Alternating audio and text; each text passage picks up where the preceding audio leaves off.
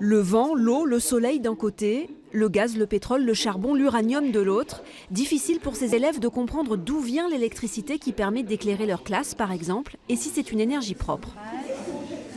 Nucléaire. Il y a des énergies qui polluent là-dedans? Oui, je crois. Comme le pétrole, je crois il est... Non, le pétrole, non. Le gaz. Le gaz, lui, il pollue un peu. Pour eux, tout est électricité, en fait. Et donc l'électricité, c'est pas la source, et nous, on cherche les sources. C'est ça qui est très compliqué, en fait. Mais ça va, ils en trouvent pas mal. En fait, curieusement, ils nous trouvent tout le temps les énergies renouvelables, alors que c'est celles qu'on utilise le moins.